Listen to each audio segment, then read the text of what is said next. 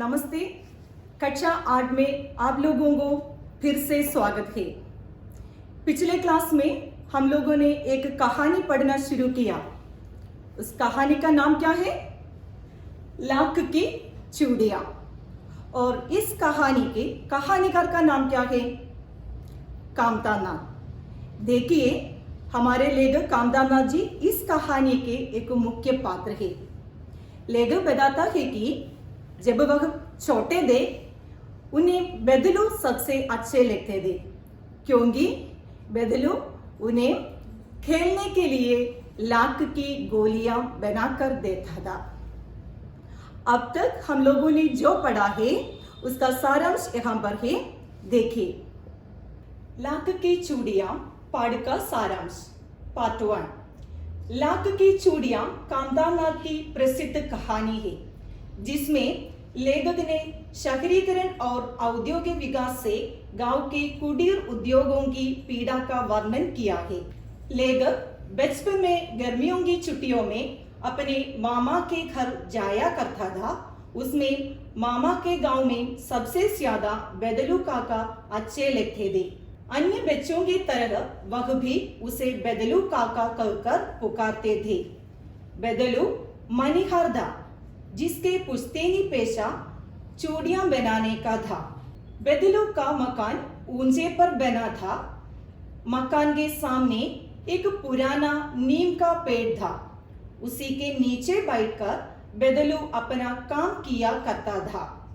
बगल में फट्टी दहती रहती, जिसमें पिघलाकर लाख को सलाख के समान पतला कर चूड़ी का आकार देकर बेलनुमा मुंगेरियां पर रखकर गोल और चिकना बनाता और उन्हें रिंग चढ़ाकर बेच करता।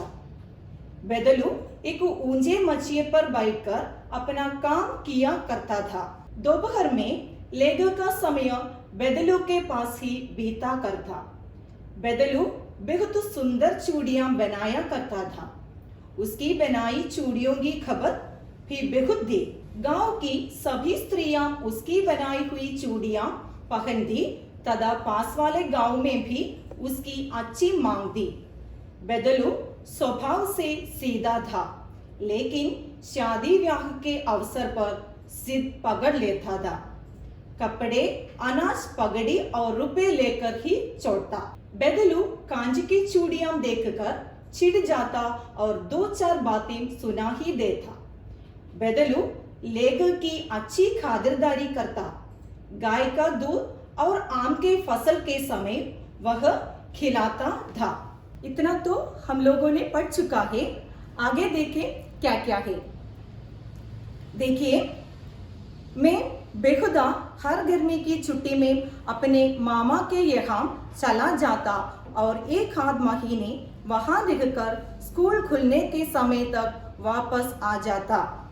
जैसा कि हर स्कूलों में गर्मियों की छुट्टियां होती है, सभी बच्चे अपने मामा के या दादा के घर जाते हैं, तो लेखक भी अपने मामा के यहाँ चला जाता था। पूरा 1.5 महीना अपने मामा के घर में बिताता था और स्कूल खुलने पर वापस आ जाता था।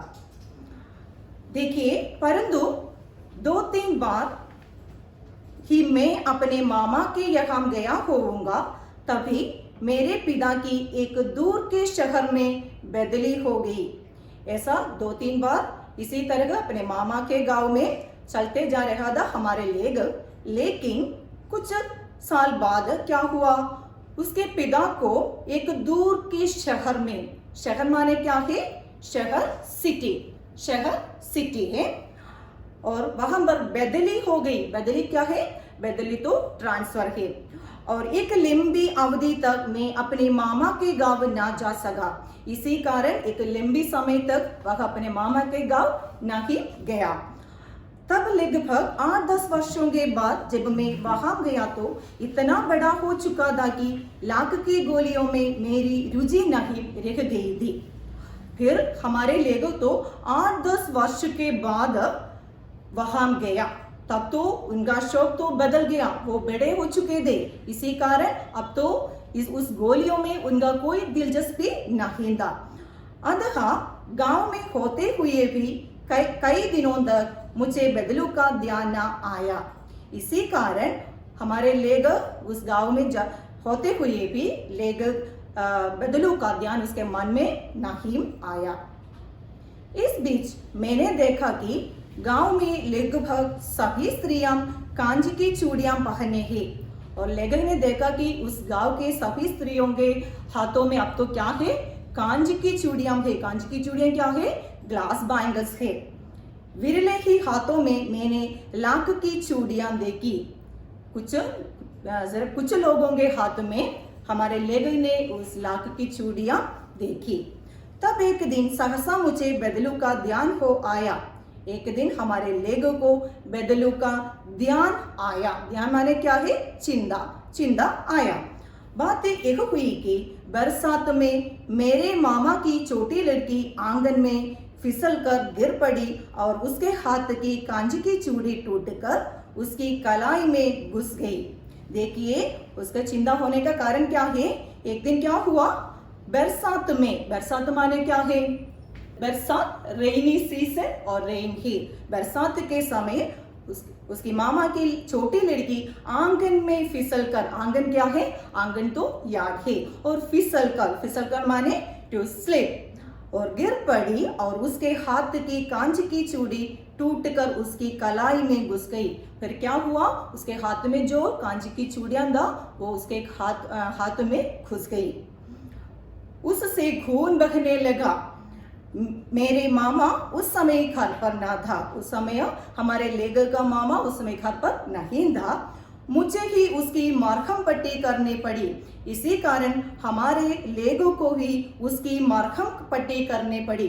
क्या है ये मरहम पट्टी, देखिए मरहम पट्टी टू ड्रेस द वुंड, घाव पर दवा लगाकर बांधने के लिए कहते हैं मरहम पट्टी। तभी सहसा मुझे बदलू का ध्यान हो आया और मैंने सोचा कि उससे मिल आओ। इसी कारण तब तो हमारे लेगर के मन में बदलू का चिंता आया और उन्होंने सोचा कि जाकर बदलू को मिल आओ। अतः शाम को मैं घूमते घूमते उसके घर चला गया। हमारे लेगर शाम के समय बदलू के घर पहुंचा। बदलू वही चबूतरे पर नीम के नीचे एक खाट पर लेटा था। जब हमारे लेगो वहां पर पहुंचा तब बदलू क्या कर रहा था, वहां वो पुरानी नीम है ना, उसी के नीचे एक खाट पर लेटा था। खाट माने क्या है, कोट। देखिए खाट, कोट। नमस्ते बदलू काका, मैंने कहा। लेगर ने बदलू से नमस्ते कहा। नमस्ते भैया, उसने मेरी नमस्ते का उत्तर दिया और उड़कर खाट पर बैठ गया। बदले में बदलू ने भी उसे नमस्ते किया और खाट पर बैठ गया, परंतु उसने मुझे पहचाना नहीं और देर तक मेरी ओर निहारता रहा। लेकिन वह लेगो को पहचाना नहीं और उन्होंने क्या किया, देर तक मेरी ओर, मेरी माने लेगो की ओर निहारता रहा। मैं हूँ जनार्दन काका, आपके पास से गोलियां बनवा कर ले जाता था। मैंने अपना परिचय दिया। तब लेगर ने क्या किया, अपना परिचय तो दिया, बताया कि मैं हूं जनार्दन, उसका नाम तो बताया। आपके पास से गोलियां बनवा कर ले जाता था। उसे परिचय दिलाने के लिए उन्होंने क्या किया, ऐसा बताया कि आपने तो मुझे गोलियां बनवा कर दिया था, ऐसा भी बताया। बदलू फिर भी चुप रहा, मानो वह अपने स्मृति पटल पर अतीत के चित्र उतार रहा हो। और तब वह एकदम बोल पड़ा, आओ आओ लला बैठो, बहुत दिन बाद गांव आए।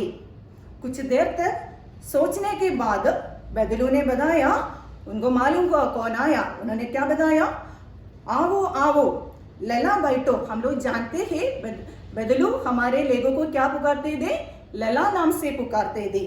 और उनको बहुत दिन बाद गांव आए। उन्होंने कहा कि बहुत दिन बाद आए हो। हाँ, इधर आना नहीं हो सका काका, मैंने चारपाई पर बैठते हुए उत्तर दिया। लेगर ने बताया कि वहां पर एक चारपाई था, वहां पर बैठते हुए लेगर ने बताया कि हाँ यहाँ पर आना नहीं हो सका, उसका कारण भी बताया। कुछ देर फिर शांति रही। मैंने इधर इधर दृष्टि दौड़ाई, ना तो मुझे उसकी मच्छियाँ ही नजर आई ना ही भट्टी। कुछ देर दोनों ने कुछ भी न कहा। इस वक्त लेखक ने देखा कि वहां पर उनकी भट्टी न नजर आई और मच्छियाँ भी नजर नहीं आई। आजकल काम नहीं करते काका, मैंने पूछा। इसी प्रकार मच्छियाँ या भट्टी न देखने के कारण हमारे लेखक ने बदलू से पूछा कि क्या आजकल काम नहीं करते। आजकल मीन्स नाउएडेज। नहीं लला, काम तो कई साल से बंद है। तब बदलू ने बताया कि मेरे काम तो कई सालों से बंद है। बंद माने स्टॉप्ड। मेरी बनाई हुई चूड़ियां कोई पूछे तब तो गांव में कांच का प्रचार हो गया है। अब तो क्या हुआ है, अब तो गांव में कांच का प्रचार हो गया है। कांच का जो चूड़ियां है ना, ग्लास बैंगल्स है ना, उसका प्रचार माने पब्लिसिटी। वह कुछ देर चुप रहा, फिर बोला, मशीन युग है ना यह लला, आजकल सब काम मशीन से होते हैं। तब बदलू ने बताया, अब तो मशीनी युग है, सब काम कैसे मशीन से चलते हैं। खेत भी मशीन से जोते जाते हैं। देखिए खेत क्या है, खेत माने फार्म है। देखिए यहाँ पर दो पिक्चर्स मैंने दिया है। पहला पिक्चर आप लोग देखिए, यहाँ पर बैल का इस्तेमाल करते हुए फार्म को जोते हैं, और फिर देखिए वहां पर एक मशीन से जोते हैं। इसी प्रकार देखिए पहले हम लोग हाथों से काम करते थे, अब तो मशीन से काम करते हैं। और फिर जो सुंदरता कांच की चूड़ियों में होती है, लाख में कहाँ संभव है। संभव माने पॉसिबल। लेकिन कांच बड़ा खतरनाक होता है। तब लेखक ने बताया, ये तो कांच है ना, वो तो खतरनाक होता है। खतरनाक माने क्या है, डेंजरस, बेड़ी जल्दी टूट जाता है। मैंने कहा, नाजुक तो फिर होती है लला। कहते उसे खांसी आ गई और वह देर तक खांसता रहा। इसी तरह बातें करते करते उसको खांसी आ गई। खांसी माने क्या है, कफ, और उन्होंने कई देर तक खांसता रहा। मुझे लगा उसे दमा है, लेगो को लगा उसको दमा है। दमा माने क्या है, आसमा है, एक डिसीज है। अवस्था के साथ साथ उसका शरीर डल चुका था, और वहां पर जो अवस्था था उसी के समान उसका शरीर भी, शरीर माने क्या है, बॉडी है, डल चुका था। डल चुकना मीन्स वीक हो चुका था। उसके हाथों पर और माथे पर नसें उभर आई थी, और इसी कारण उसका शरीर डल चुकने के कारण क्या हुआ, उसके हाथों और माथे पर, माथे क्या है, फोरहेड है, वहां पर नसें उभर आई थी। नसें मीन्स नर्व्स, वो तो उभर कर आई थी। जाने कैसे उसने मेरी शंका फाड़ ली और बोला, दमा नहीं मुझे। उसे लेखक इसी तरह देखने पर हमारे बदलू को मालूम हुआ कि उसके मन में क्या शंका है। शंका मीन्स डाउट, और वो उस शंका को फाड़ ली। फाड़ मीन्स जानते हुए कहा, दमा नहीं है। दमा नहीं मुझे आसमा नहीं है, फसली खांसी है। फसली खांसी माने क्या है, वो तो सीजनल डिसीज है। आप लोग जानते हैं जैसे कि सर्दी के बाद गर्मी और गर्मी के बाद सर्दी, इसी प्रकार आते हैं, और क्या होता है, तापमान में बदलाव आते हैं। तब तो हम लोगों को क्या होते हैं, सीजनल डिजीज आते हैं। देखिए हम लोगों को मालूम है कि जब हमारे इम्यूनिटी पावर कम होने पर कई तरह की बीमारियां आते हैं। अब तो आप लोग जानते हैं कि अब तो हमारे समाज में तो कोरोना फैल रही है, और उसी प्रकार बरसात का भी समय है। बरसात का समय रेनी सीजन भी है, और कई तरह की बीमारियां आते हैं। तो बच्चों आप लोग अपना ख्याल रखना, जैसे कि पर्सनल हाइजीन रखना, हेल्थी फूड खाना, और उसी प्रकार शुद्ध पानी पीना, अपना ख्याल रखना। आगे देखिए यहाँ पर बदलू को सीजनल डिसीज है, क्या है वो, फसली खांसी है। और आगे देखिए यही महीने 2 महीने से आ रही है, 10-15 दिन में ठीक हो जाएगा। फिर बदलू कह रहा है कि 10-15 दिन में वो तो ठीक हो जाएगा। मैं चुप रहा, मुझे लगा उसके अंदर कोई बहुत बड़ी व्यथा छिपी है। व्यथा माने क्या है, दुख है, वो छिपना मीन्स हाइड करना। यहाँ पर हमारे लेगो को मालूम हुआ कि बदलू के अंदर कोई ना कोई वेदा है। मैं देर तक सोचता रहा कि इस मशीन युग ने कितने हाथ काट दिए हैं। यहाँ पर लेगो को मालूम हुआ कि इस मशीन युग आने के कारण कई लोग तो बेरोजगार हो गए हैं। कुछ देर फिर शांति रही जो मुझे अच्छी नहीं लगी और कुछ देर तक वो दोनों कुछ न कहा और इसी शांति में माने वहां पर एक सन्नाटा फैली, वो तो हमारे लेगो को अच्छी नहीं लगी। आपकी फसल अब कैसी है काका? कुछ देर पश्चात मैंने बात का विषय बदलते हुए पूछा। विषय माने सब्जेक्ट, वो तो विषय बदलते माने चेंज करते हुए हमारे लेखक ने उस विषय को चेंज करते हुए पूछा कि अब तो आम की फसल कैसी है? अच्छी है लाला, बहुत अच्छी है, उसने लिखकर उत्तर दिया और अंदर अपनी बेटी को आवाज दी। उन्होंने कहा, बदलू ने कहा कि खुश होकर कहा बहुत अच्छी है और अपनी बेटी को आवाज दी माने उसको बुलाई। अरे रेजो, उसका नाम क्या है? रेजो, लैला के लिए आम तो ले आ। और बदलू ने बताया कि उसकी बेटी को बुलाकर बताया कि हमारे लैला के लिए आम लेकर आओ। फिर मेरी ओर मुखातिब होकर बोला, माफ करना लैला, तुम्हें आम खिलाना भूल गया था। फिर बदलू ने लेगो की ओर देखकर बोला, माफ करना, तुम्हें आम खिलाना मैंने तो भूल गया। नहीं काका, आम तो इस साल बहुत खाए हैं। तब लेगो ने बताया, आम तो इस साल मैंने बहुत खाया है। वाह वाह, बिना आम खिलाए कैसे जाने दूंगा तुमको? बदलू ने बताया कि मैं तुम्हें आम खिलाए बिना नहीं जाने दूंगा। मैं चुप हो गया। मुझे वे दिन याद हो आया जब वह मेरे लिए मलाई बचा कर रखता था। तब उनको वो याद आ गया कि जब गाय का दूध होते समय हमारे लेगर के लिए मलाई देता था। बदलू तो हमारे लेगर के लिए मलाई देता था। गाय तो अच्छी है ना काका? मैंने पूछा। लेगर गाय के बारे में जानना चाहता था, इसलिए पूछा, गाय तो अच्छी है। गाय कहाँ? लैला, 2 साल हुए बेच दी, कहाँ से खिलाता? बदलू ने गाय को बेच दिया था क्योंकि वे उसे पाल नहीं सकते थे। इतने में रेजो उसकी बेटी अंदर से एक डलिया में ढेर से आम ले आई। उस समय अंदर से उसकी बेटी एक डलिया में, डलिया क्या है? डलिया तो बास्केट है। यह तो बहुत है काका, इतने कहाँ खा पाऊंगा? मैंने कहा। वाह वाह, वह हंस पड़ा।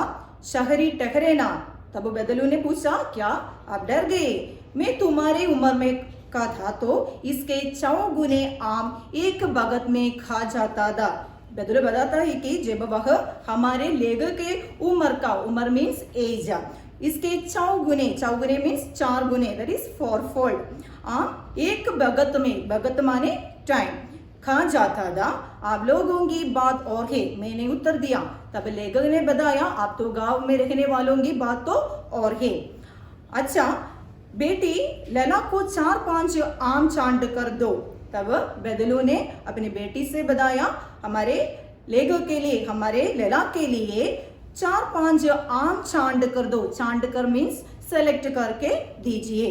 सिंदूरी वाले देना। सिंदूरी वाले आम एक तरह की आम है, वो तो अच्छी है और मीठी होती है। देखो लला कैसे है, इसी साल एक पेड़ तैयार हुआ है। फिर बदलू ने बताया, इस सिंदूरी वाला आम तो खाकर देखिए, ये आम तो इसी साल तैयार हुआ है। रेजो ने 4-5 आम अंजलि में लेकर मेरी ओर बढ़ा दिए। रेजो ने अंजलि माने अपने हथेली में 4-5 आम लेकर मेरी ओर बढ़ा दिया, लेगो की ओर बढ़ा दिया। आम लेने के लिए मैंने हाथ बढ़ाया तो मेरी निगाह एक क्षण के लिए उसके हाथों पर टिटक गई। जब हमारे लेगर रेजो के हाथों से वह आम लेने के लिए देखा तो उसकी हाथों में क्या है? हाथों पर उसकी दृष्टि तो टिटक गई। क्या है वहां पर? देखिए, गोरी गोरी कलाइयों पर लाख की चूड़ियां बहुत ही फब रही थी। क्या था वहां पर उसकी गोरी गोरी कलाइयों पर, गोरी माने फेयर, उसकी गोरी गोरी कलाइयों पर लाख की चूड़ियां था, वहां पर लाख की चूड़ियां था। बदलू ने मेरी दृष्टि देख ली और बोल पड़ा, यही आखिरी जोड़ा बनाया था। आखिरी जोड़ा मीन्स लास्ट पेयर है, और जमींदार की साहब की बेटी के विवाह पर, जमींदार के साहब की बेटी के विवाह के अवसर पर एक जोड़ा बनाया था। मैंने आम ले लिया और खाकर थोड़ी देर पश्चात चला गया। मुझे प्रसन्नता हुई कि बदलू ने हार कर भी हार नहीं मानी थी। उसका व्यक्तित्व कांच की चूड़ियों जैसा ना था कि आसानी से टूट जाए। जैसे कि मशीनी युग के वजह से काम धंधा बंद हो गया, लेकिन वह हारे नहीं थे, वह पीछे नहीं खड़े थे।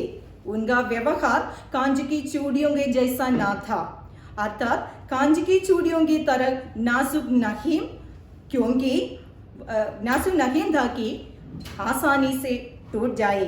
वह बहुत ही कठोर परिश्रम स्वभाव के थे और अपने काम में विश्वास भी रखते थे।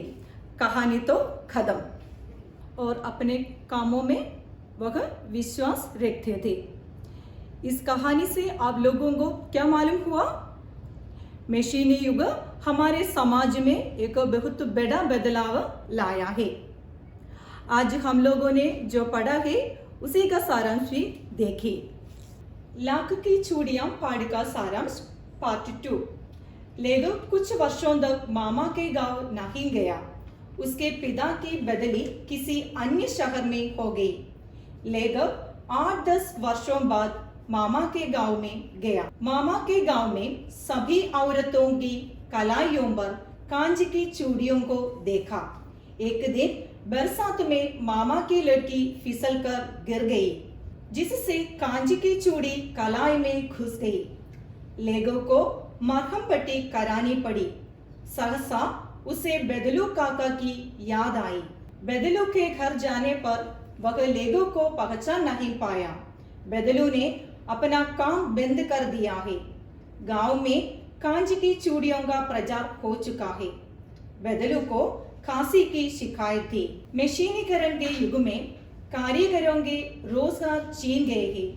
बदलू लेगो की आवाभगत करना नहीं भूलता। वह उसे आम खिलाता है, लेकिन महंगाई के मार के कारण उसे गाय बेचनी पड़ी है। बदलू नए युग में भी हार नहीं मानी है। उसका व्यक्तित्व कांच की चूड़ियों जैसे ना था कि आसानी से टूट जाए। आज हम लोग पठित पाठभाग से आने वाले नए शब्दों की अर्थ है। देखिए, बेहुदा, हमेशा, ऑलवेज, अवधि, समय, टाइम, ध्यान, चिंता, थॉट, स्त्रियां, औरतें, वुमेन, विरले, बहुत कम, रेयर, चौगुनी, 4 गुना, 4-fold, भगत, समय, टाइम, अंजुलि, हथेली, द पाम, फब, सुंदर, ब्यूटीफुल, मरहम पट्टी, घाव पर दवा लगाकर पट्टी बांधना, टू ड्रेस द वुंड, खाट, चारपाई, कोट, निहारना, ध्यानपूर्वक देखना, टू लुक थॉरोली, प्रचार, चलन, पब्लिसिटी, खतरनाक, नुकसान देने वाला, डेंजरस, सहसा, अचानक, सडनली, फामना, पहचानना, टू रिकॉग्नाइज, व्यथा, दुख, सोरो, पश्चात, बाद में, आफ्टरवर्ड्स, गृहकार्य। पाठ भाग से तीनों प्रकार की संज्ञाएं, दैट इज व्यक्तिवाचक, जातिवाचक, भाववाचक संज्ञाएं चुनकर लिखिए। आज के लिए इतना, फिर मिलेंगे, तब तक के लिए धन्यवाद।